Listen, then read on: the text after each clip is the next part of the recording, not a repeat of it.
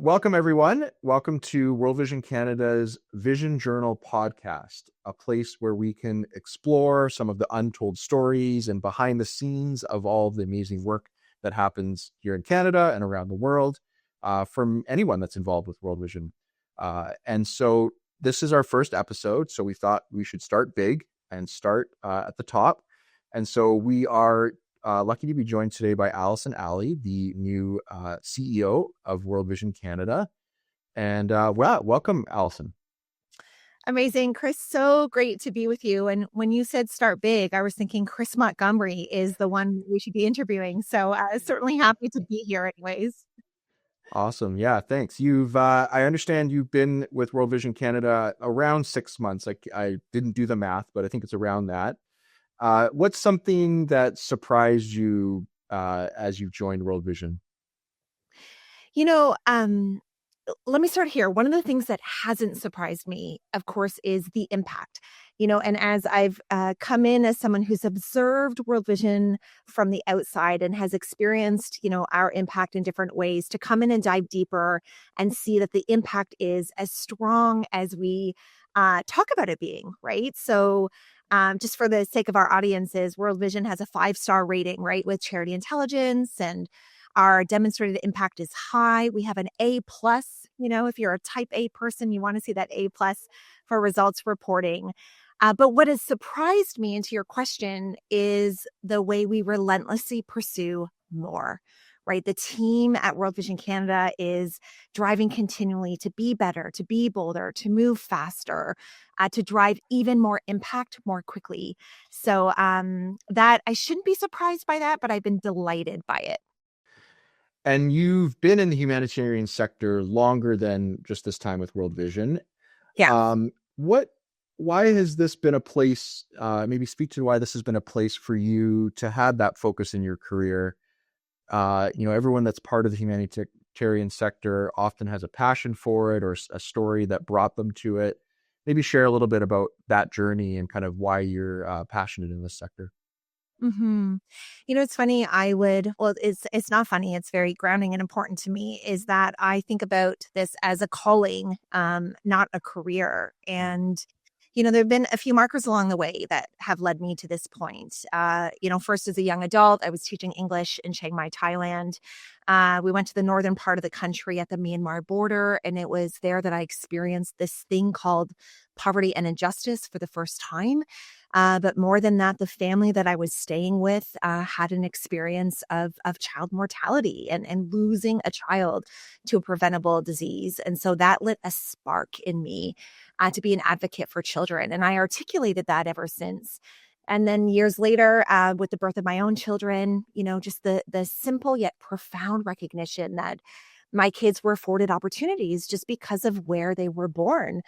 And it prompted kind of this desire to see beyond my own little home and reality, to be a part of seeing every child in the hardest places it is to be a child, to have the opportunity to realize their full potential. And so I left my career at that point in the finance industry and stepped into the sector to offer whatever gifts and skills I could to change the way the world works for children. And I guess what keeps me here is that I've seen that progress is possible. And I've also seen that the work is not yet done.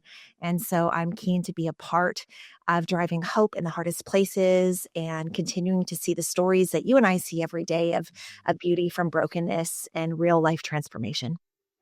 Thanks for sharing. Yeah, I can definitely relate to that, as a father and also someone that's been able to see the work both of World Vision and other organizations firsthand. It really sticks with you, and it's what keeps us going for sure.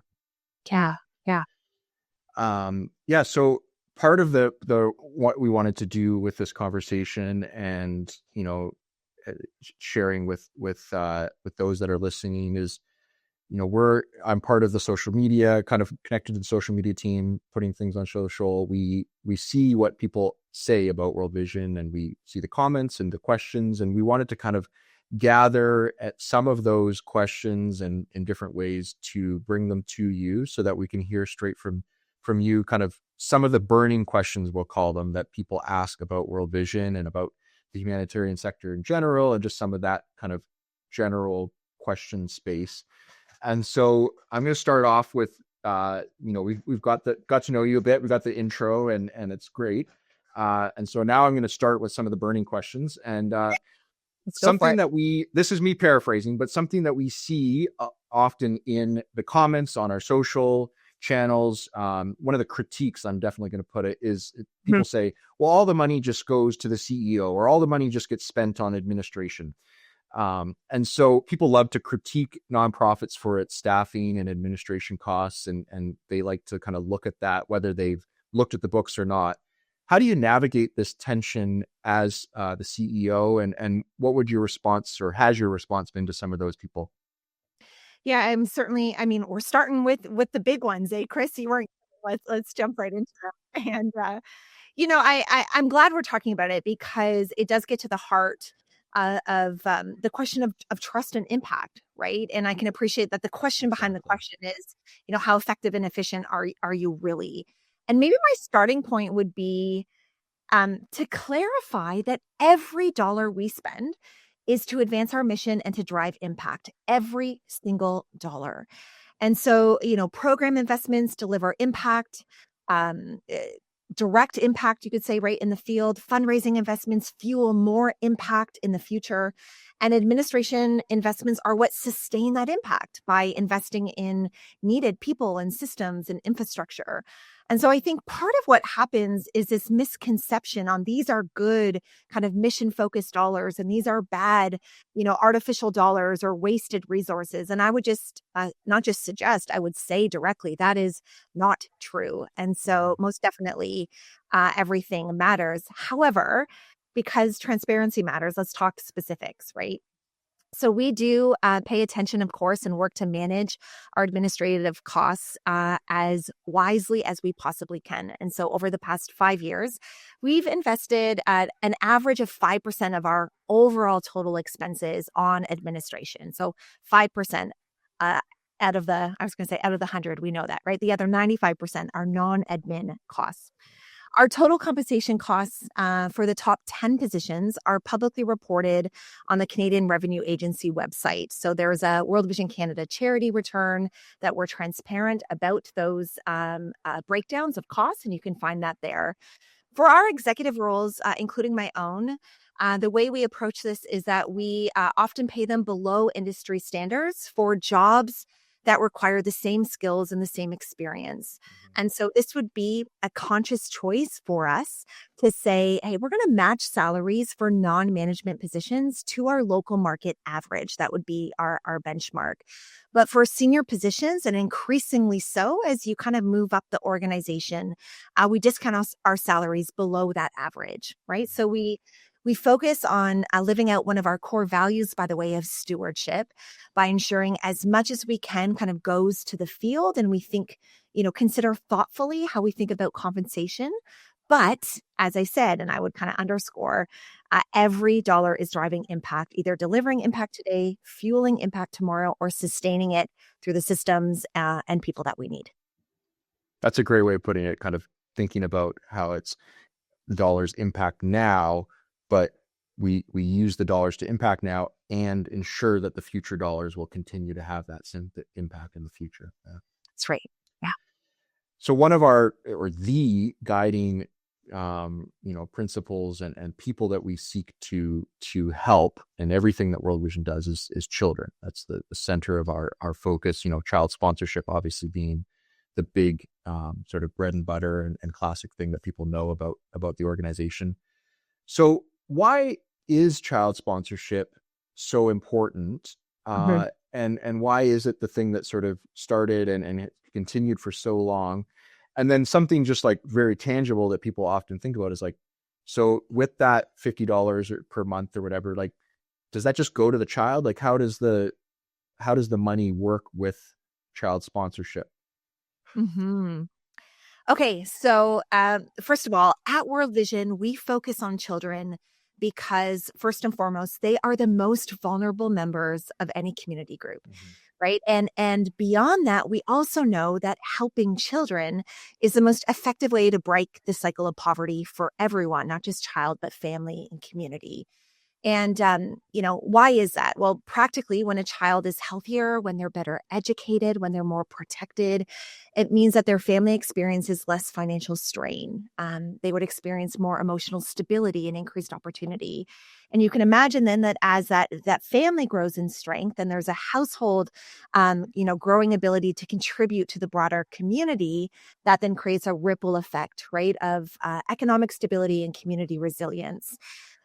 But here's what's interesting and kind of getting to the heart of, why child sponsorship and how this works is that in order to focus on a child and realize what I just described, what we've recognized is you need to focus on the child in the context of their community. And we've learned that the best way to actually change a child's life is to change the world that they live in. And so for us at World Vision, child sponsorship is not just a giving mechanism, although that's an important part of it, right? That enables the important development work. But child sponsorship is a locally led partnership that addresses the root causes of poverty and injustice, that fuels community wide change, which then enables whole life transformation of children. So, practically, right? You said, what do those dollars do? When you sponsor a child through World Vision, your money is combined with other donors and dollars to create this integrated set of community-led programs. So things like clean water, education, healthcare, nutrition, child protection would be an important part, economic empowerment. And what we know is that when it's community led, when it's integrated, kind of holistic interventions, when it's looking at the context of the child while connecting with the child directly and connecting them with a loving sponsor who encourages them and affirms them and plays such a critical role, we know that it works. Our research shows us that it works. And one note that I would remind us of is that because of our approach and our community focused approach, for every one child you help, 4 more children benefit. So the ripple effect is absolutely there. Yeah, and I've seen it firsthand. The communities that World Vision works in, like it's a cliche, but they really are communities. Like there's such a communal feel to so many of these places, and you've got grandmothers, mothers, kids, neighbors, everyone looking out for each other to help each other and to bring the kids up. And so for World Vision to come into that community and approach it the same way that they think about it as a community, right, is just it's coming alongside them. And Chris, quickly on that note, I think what you said there is so incredibly important, because if we were to ask the question, maybe, for any parents listening or actually, just for any of the listeners, if you think about, what needs to be true for your own children to grow and realize their full potential, or what needed to be true for you to grow and realize your full potential, or what was absent maybe for some people who grew up with, heartache and challenge here in Canada. Well, what we know is that it is a wide variety of individuals and institutions and services and, policy that's needed in the local community for us to have access to our rights, to healthcare, to school, to water, the things that we might take for granted.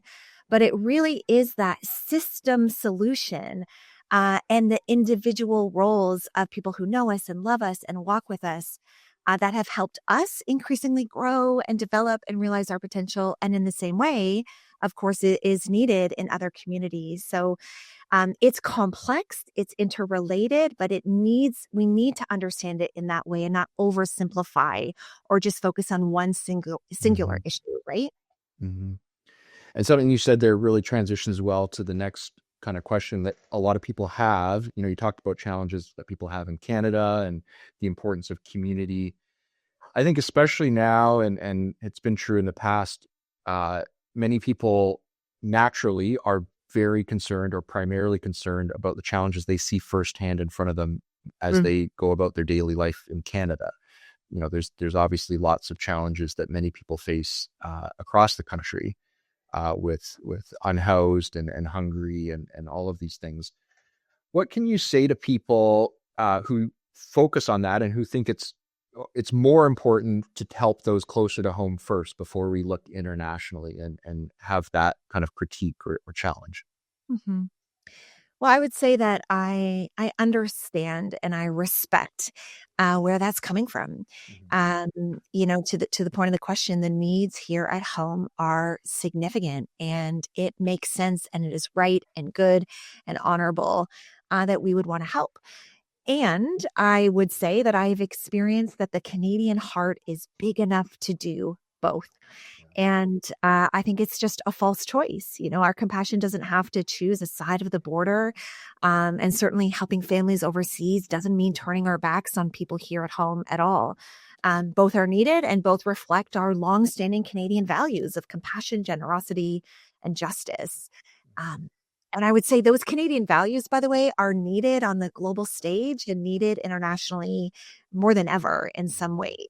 And because of that, helping internationally is not just the right thing to do, it is actually the smart thing to do for Canadians. What do I mean by that? Well, when children are fed, when they're safe, when they're in school around the world, we all benefit globally. It means things like greater stability, it means reduced conflict.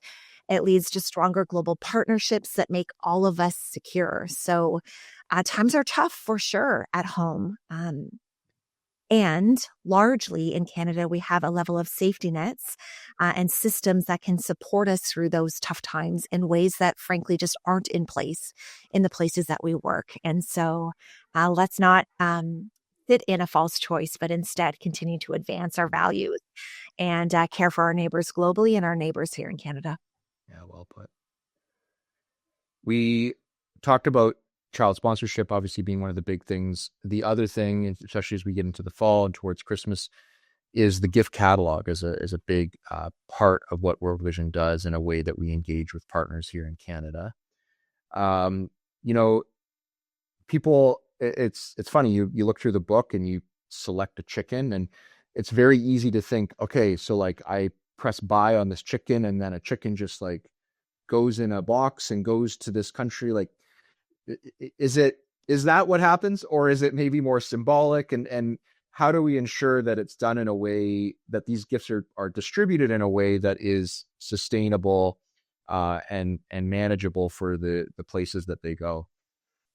Can I just say, I love already the broad nature of these questions Yeah, from, it's covering everything, eh? Yeah. it's great. Yeah.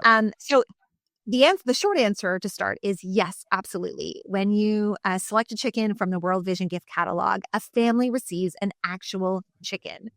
And first, just in principle, of course, we work really hard to ensure that what is promised to our supporters happens in the field. So that's first and foremost. But kind of let's unpack why we do that. First, to stimulate the local economy, World Vision staff members in each country purchase the item right there, which ensures again that it's boosting the local economy and that it's locally relevant, right? So it's the right breed of chicken for that specific environment. The second is it's about sustainability. So a family receives this chicken, it gets trained in how to kind of raise animals and the business skills needed around it. And they learn to use the eggs to improve nutrition, but also to sell them to increase their income. So it's about sustainability. The third is that we cultivate this cycle of giving. So, where possible, the first offspring of the animal is given back to the community, which creates this revolving loan. So, the program becomes self sustaining. So, yes, they get the chicken, but it's more than just one chicken, right? It's about boosting local economies, sustainability, and this ongoing cycle of giving. You kind of actually answered a lot in the next question that we had here. People wonder about with the livestock gifts if they are good long term, or you know is that what the family needs, or is it just money that they need or tools that they need? So yeah, how would you respond with people that wonder why giving farm and agriculture or farm animals, for example, from the gift catalog is the best approach? And I know you kind of already answered it with that Mhm. sort of long-term sustainability and education, but if there's anything else I want to kind of add there. Yeah, I would say, one-time cash donations and agricultural tools, definitely have their place. Mhm. In many contexts, we do this actually, right? We distribute them in contexts like an emergency after a Yeah. typhoon or an earthquake, right? So if there's still a functioning market in that context, cash is a good option because it prevents families from feeling like they have to make this choice of selling off, assets and things that they need to meet that more pressing, urgent need. Mhm. At the same time, as I said, when we think about what support can look like over the long term, livestock is a great way to, build that sustainable income and stability for the family. So the health impact, right, of them being able to have meat and dairy, the long term economic stability as they breed and sell their livestock.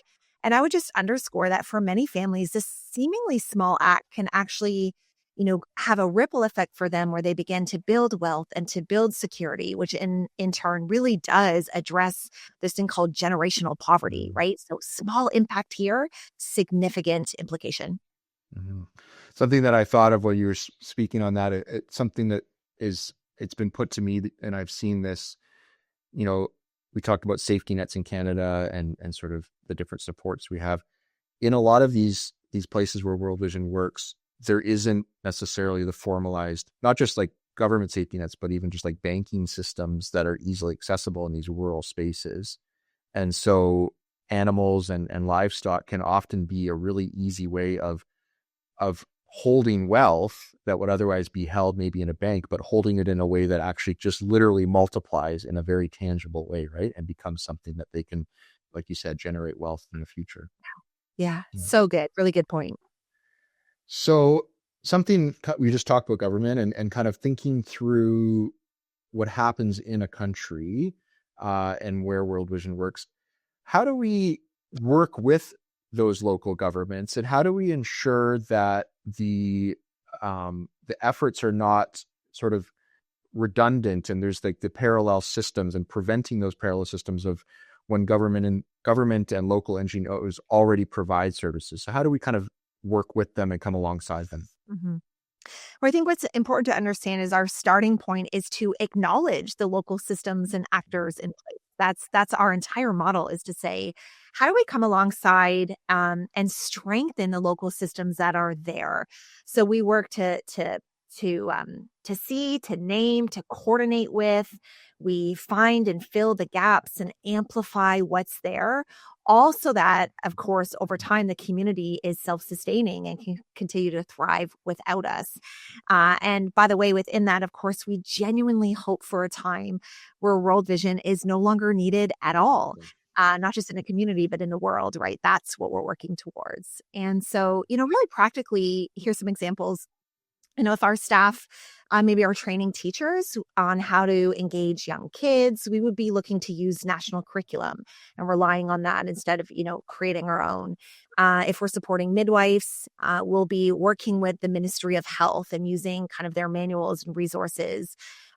Maybe in a really noteworthy way, when disaster strikes, we take part in the United Nations cluster system, which coordinates partners around needs like shelter, water, food. And so this collaboration, coordination, and integration are really key parts of what we're doing to ensure we're not duplicating and are not wasting any resources. This is something that I've wrestled with a little bit too on sort of so part of my role, or a lot of my role, is capturing content firsthand with the camera and seeing the work and bringing it back. A challenge that World Vision's had in the past and continues to wrestle with is like how we portray things in a way, can often use sort of guilt or play to some of those natural human Mhm. reactions. How do you balance that? How do you invite Canadians um, to engage with us by presenting things through dignity and while still making the needs feel urgent? That balance of like, this is the reality that people have, and we want to trigger their local partners and Canadians to be empathetic towards that, but we also need to do it in a way that respects and upholds the dignity of the people that we're trying to help. Yeah. I think one of the critical aspects of getting this right is continually keeping it in front of us and naming, you said the word tension, right? Just naming the fact that it is an incredibly challenging tension to manage, and continuing to take inventory and get feedback on how that's going, most primarily from those you serve, but also from those who can look in and help us maybe see ourselves in ways we may not always see ourselves so clearly. I would say that number one. Number two, what we proactively do and are committed to is starting with who people are, not what they lack, right? Which means honoring their God given identity and agency, honoring the richness of culture, showing and acknowledging the moments of joy and their depth of love and just their everyday rhythms of life, right? The woman at the well with her children, the pride of a parent, kids who are learning and growing and innovating. And so we aim to do that and to really lead with dignity. And as I said earlier, quite intentionally, right? Invite Canadians to see neighbors, not just needs, not just numbers, which is, again, incredibly difficult to do. Maybe I would suggest that one of the recent ways that we're doing this is our Rhythms of Change initiative, which very intentionally celebrates and shows this cadence of daily life, dance, work, play, while also connecting, our viewers and our followers to the real urgent challenges that these communities face. Um, I would also note one more thing. I think that to make urgency honest, and specific really, really helps. So it's not about just guilt or pity or this feeling without substance or action, but it's about clarity and real consequences, right? So if we drill this well before dry season, girls will be in class by September and not walking for 4 hours a day, right? The hope would be that that evokes empathy without compromising dignity. Mm-hmm. Yeah, often just the facts of daily life can make people empathetic because the facts themselves can be tough, right? So you're just providing the data to people in a way that's tangible and digestible. That's sometimes all it takes to make people go, oh yeah, this is tough. I need to help. This has been an interesting year and an interesting time, especially for international humanitarian aid, and there's been a global reduction just across the board in many places, and a focus, kind of, we talked about it earlier, a focus turning inward. How have we and how will we continue as World Vision Canada to prepare for that reality that is in front of us right now and the potential that the reductions could continue, or there's just uncertainty there? How have we prepared for that? Mm-hmm. Yeah, I mean, it's true and it's sobering. The world of international aid is changing. Public sentiment is changing. Resources are shrinking in a lot of areas. But frankly, I would suggest to you that World Vision is built for this moment. I mentioned, right, boldness and creativity and constantly saying, how do we do more for those who need us more? And so we are working to not just react, certainly not to shrink back, but working to effectively shape a more effective, sustainable future for humanitarian work. So our specific strategy is threefold. First, we're working on doubling down on our most vital relationships, which is our loyal Canadian donors and partners, those who have been with us for years, who we trust and they trust us. And we've been able to do incredible work together. And they lay this firm foundation for us in so many ways as an organization. So continuing to focus on those individual relationships.